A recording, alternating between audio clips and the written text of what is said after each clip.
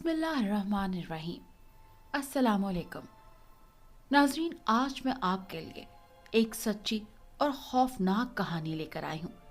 लेकिन इससे पहले कि मैं कहानी शुरू करूँ, जो लोग हमारे चैनल पर नए हैं उनसे गुजारिश है कि पहले हमारे चैनल को सब्सक्राइब कर लें ताकि आपको हमारी इस तरह की दिलचस्प कहानियाँ बर वक्त मिलती रहें।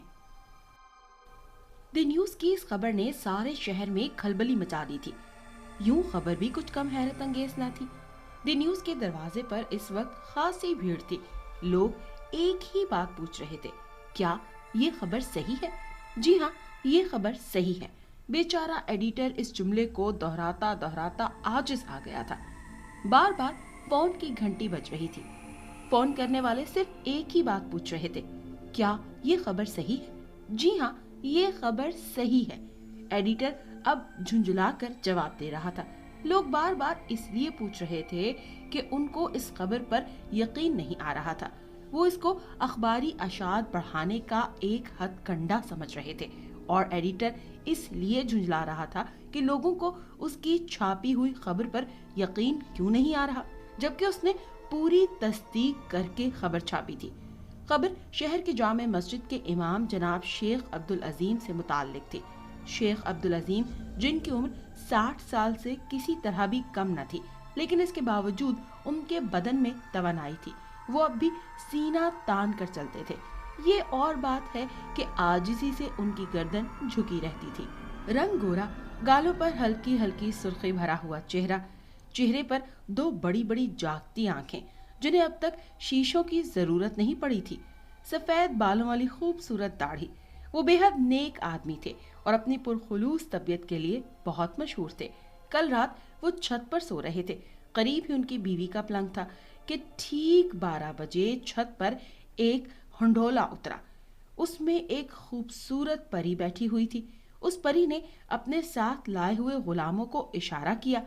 इशारा पाते ही गुलामों ने शेख साहब को माँ पलंग के उठा लिया और उस पलंग को हंडोले में रख दिया। शेख साहब की बीवी ने ये पूरा वाकया अपनी आंखों से देखा, लेकिन उसके बावजूद वो बोल न सकी। वो उसे जागती आंखों का ख्वाब समझ रही थी। जब हंडोला वाला आंखों से ओझल हो गया और शेख साहब का पलंग भी बराबर में नजर ना आया, तो उन्होंने अपने रुखसार पर बड़े जोर से तमाचा मारा। तमाचे की आवाज हुई और साथ ही उन्होंने तकलीफ महसूस की। फिर उठकर वो खड़ी हो गई और चिल्लाने लगी, लेकिन अब चिल्लाने से क्या होना था। परी शेख साहब को उड़ाकर ले जा चुकी थी। ये था वो वाकया जिसको खबर बनाकर द न्यूज़ ने शाया किया था। बात वाकई हैरत अंगेज थी, लेकिन सच्ची थी। लोगों को यकीन नहीं आ रहा था। इसमें लोगों का कसूर तो नहीं था, कसूर उस वाकये का था जो कि इस 20वीं सदी में पेश आया था। दिन खासा चढ़ गया था। हर तरफ इस खबर का चर्चा था। अरे तुमने सुना? हाँ यार, बड़ी अजीब बात है। शेख साहब को परी उड़ा कर ले गई। क्या अब तक परियों का वजूद है? इस वाक़े से तो यही मालूम होता है कि परियां अभी भी मौजूद हैं। जरा तुम संभल कर सोना, कहीं तुम्हें ना उड़ा ले जाए। यार, मुझे ले जाए तो मजा आ जाए। वो कमबख्त आशिक हुई तो एक नमाजी परहेजगार पर, जो बूढ़ा भी था। अरे हम जैसे कड़ियल जवानों को ले जाती तो। हाँ ये तो है, मगर शेख साहब को ले कहाँ गई होगी? कोहकाफ और कहाँ? अबे ऐश कर रहे होंगे, ऐश। एक खूबसूरत महल के सजे सजाए कमरे में रेशम जैसे मुलायम गुदगुदे बिस्तर पर वो आंखें मूंदे पड़े थे। कमरे में उनके अलावा कोई और न था, लेकिन इसके बावजूद वक्फे वक्फे से उनकी दाढ़ी के रेशमी बाल उड़ने लगते, जैसे कोई पास ही बैठा हो और आहिस्ता आहिस्ता पंखा झल रहा हो। शेख साहब सुबह से ही बेहोश पड़े थे। परी ने रास्ते में ही उनको बेहोशी की दवा सुंघा दी थी। जो जो वक्त गुजरता जाता था, दवा का असर कम हो रहा था और अब वो कुछ ही मिनटों के बाद होश में आने वाले थे। कमरे की पूरी फिजा मुअत्तर थी। इसके साथ ही खुशगवार अंधेरा भी फैला हुआ था। अचानक शेख साहब के जिस्म में हरकत हुई। उनका हाथ पहलू से उठकर सीने पर चला गया। होंठ खुले, आवाज निकली, या अल्लाह। आंखें बंद ही रहीं, पर पपोटों को हरकत हुई। شیخ صاحب نے سیدھے ہاتھ کی طرف گردن موڑ کر تکیے کو دیکھا. وہاں جائے نماز کے بجائے کشمشی رنگ کی مخمل دکھائی دی. اللہ کے نیک بندے کا دل گھبرایا اور انہیں خود بخود کسی خطرے کا احساس ہو گیا. وہ اٹھ کر بیٹھ گئے اور پھٹی پھٹی آنکھوں سے چاروں طرف دیکھنے لگے. یا اللہ، یہ کیا ماجرا ہے؟ دل نے سوال کیا. تبھی کمرے میں ایک باریک سی مترنم ہنسی گونجی. کون؟ شیخ صاحب نے پرچھائی سے پوچھا. جواب میں وہی باریک مترنم ہنسی. شیخ صاحب نے دل ہی دل میں کئی آیتیں پڑھ کر اپنے اوپر دم کر لی. تب انہوں نے اطمینان قلب محسوس کیا. چہرے پر بھی کس قدر سکون کے آثار نظر آنے لگے. تو کون ہے؟ بول. پھر وہی باریک ہنسی. تو کون ہے بتا اور اپنے آپ کو ظاہر کر. مجھے تو کوئی خبیث روح معلوم ہوتی ہے. بتا یہ کون سا مقام ہے؟ تو مجھے کہاں لے آئی ہے اور تیری غرض کیا ہے؟ کمرے میں کچھ پرچھائیاں سی لہرائیں اور پھر ایک رس بھری آواز سنائی دی. شیخ صاحب، آپ کو پریشان ہونے کی ضرورت نہیں. پریشان وہ ہوتے ہیں جنہیں خدا پر بھروسہ نہیں ہوتا. شیخ صاحب نے بات کاٹی. خیر، میں جو کوئی بھی ہوں اپنے آپ کو مناسب وقت پر ظاہر کروں گی. فی الحال آپ اٹھ جائیں اور اطمینان سے بیٹھیں. جس چیز کی خواہش ہو حکم کریں، حکم کی فوراً تعمیل کی جائے گی. تم مجھ سے کیا چاہتی ہو؟ فی الحال کچھ نہیں. ابھی آپ نہا دھو لیجئے، ناشتہ کر کے آرام فرمائیے، پھر اطمینان سے بات ہوگی. پھر نہ جانے کیوں امام صاحب کو اطمینان سا ہو گیا. انہیں محسوس ہوا جیسے اب کوئی خطرہ نہیں ہے. آئیے، آواز آئی اور وہ آواز کے ساتھ ہی اٹھ گئے. جب وہ نہا دھو کر واپس آئے تو انہوں نے مسہری پر ایک بہترین جوڑا رکھا دیکھا. انہوں نے اس کی طرف کوئی دھیان نہیں دیا اور کوہنیاں تکیے سے ٹیک کر لیٹ گئے. کپڑے بدل لیجئے. وہی آواز آئی. نہیں شکریہ، میرے اپنے ہی کپڑے ٹھیک ہیں. شیخ صاحب نے اتنے اعتماد سے کہا کہ آواز اصرار نہ کر سکی. جوڑا فوراً غائب ہو گیا. مسہری کے قریب ایک چھوٹی سی گول میز آ ٹکی. اس پر ناشتہ پڑا ہوا تھا. شیخ صاحب نے ناشتے کو غور سے دیکھا. گر وہاں انہیں اپنے مطلب کی کوئی چیز نظر نہ آئی. ہچکچاہٹ کیوں؟ آپ نے اس ناشتے کو ہٹا لو. مجھے صرف دال روٹی چاہیے. ناشتہ ہٹ گیا اور اس کی جگہ دال روٹی آ گئی. ناشتے کے بعد شیخ صاحب کو حقے کی طلب ہوئی. ابھی وہ یہ سوچ ہی رہے تھے کہ چونک پڑے. سامنے تازہ بھرا ہوا حقہ رکھا گیا. حقہ گڑگڑانے کے بعد ان پر غنودگی سی طاری ہونے لگی اور وہ اپنا ہاتھ سر کے نیچے اور ایک ہاتھ گھٹنے پر رکھے رکھے ہی سو گئے. دوپہر کو آنکھ کھلی. ظہر کا وقت ہو چکا تھا. وہ ہڑبڑا کر اٹھ بیٹھے. وضو کیا. نماز پڑھنے کے لیے کسی مناسب جگہ کی تلاش میں تھے کہ ایک کونے میں چوکی اور چوکی پر جائے نماز رکھی ہوئی نظر آئی. نماز پڑھی. نماز پڑھنے کے بعد انہوں نے ایک عجیب طرح کا سکون محسوس کیا. ایسا سکون جو کم لوگوں کو ہی نصیب ہوتا ہے.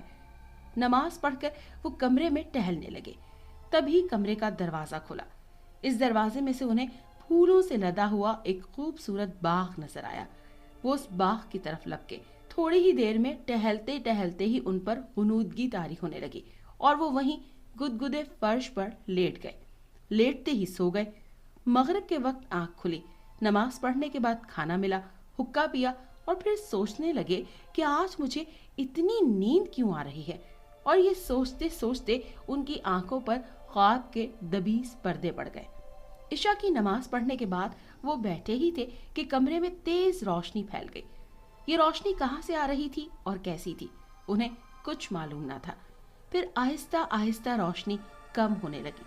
روشنی کے کم ہونے کے ساتھ ساتھ شیخ صاحب کی آنکھیں کھلنے لگی.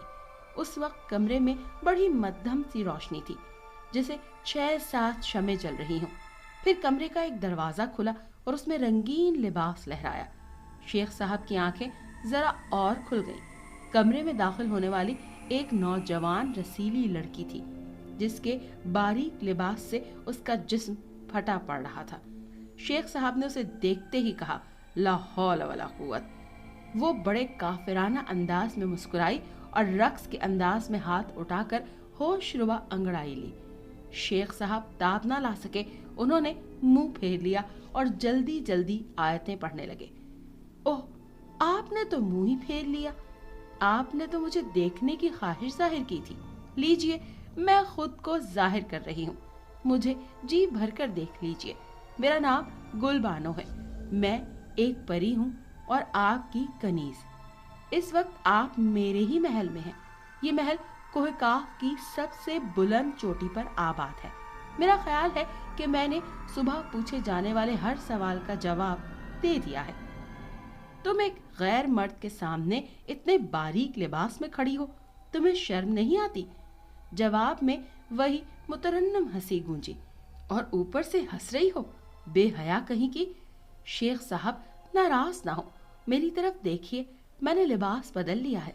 शेख साहब ने गर्दन मोड़कर उसे देखा और फौरन ही अस्तगफार पढ़ते हुए अपना मुंह छुपा लिया। फिर वो आहिस्ता आहिस्ता चलती हुई मसहरी के पास आ खड़ी हुई और अपना हाथ शेख साहब के सफर के सफेद बालों पर फेरा। अपने नापाक हाथों को दूर रखो, शेख साहब मुंह छुपाते हुए बोले। ओह, आप तो नाराज हो गए। मैंने यूं ही मजाक किया था।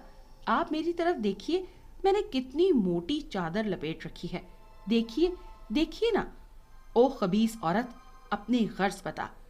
शेख साहब, आप में जरा भी हिस नहीं। मुझ जैसी नर्म नाजुक लड़की को खबीस कहते हैं? उठिए जरा, मेरी तरफ तो देखिए। शेख साहब ने अपना सर हाथों से निकाला।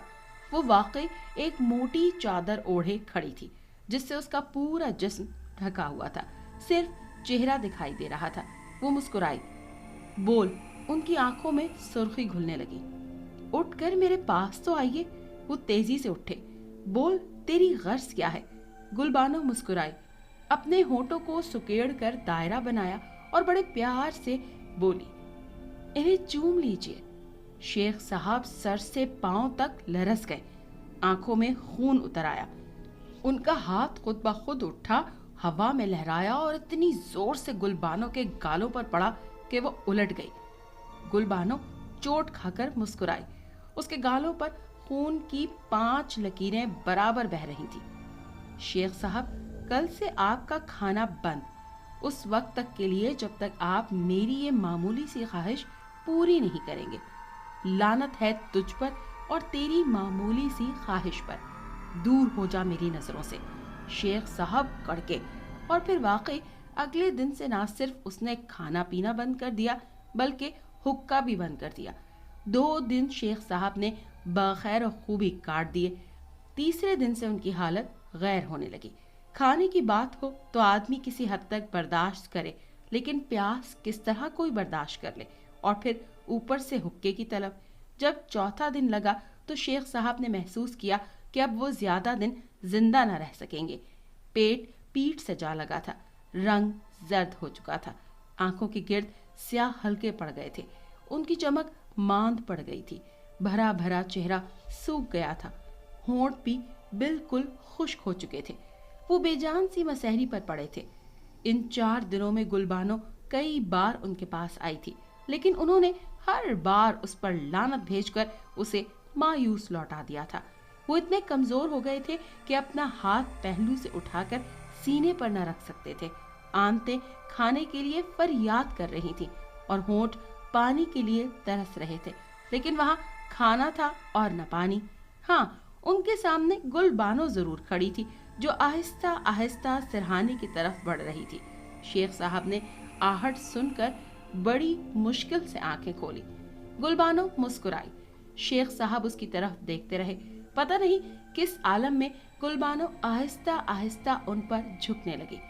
उसके होंठ उनकी पीढ़ी के जमे हुए होंठों के बिल्कुल करीब आ गए तो शेख साहब ने अपना हाथ उठाकर उसे हटाने की नाकाम कोशिश की, लेकिन हाथ को जुम्बिश न हो सकी। मुझे रोटी दो। होंठ हिले और ऐसा लगा जैसे आवाज कहीं बहुत दूर से आई हो। रोटी मिलेगी, लेकिन पहले हमारा काम।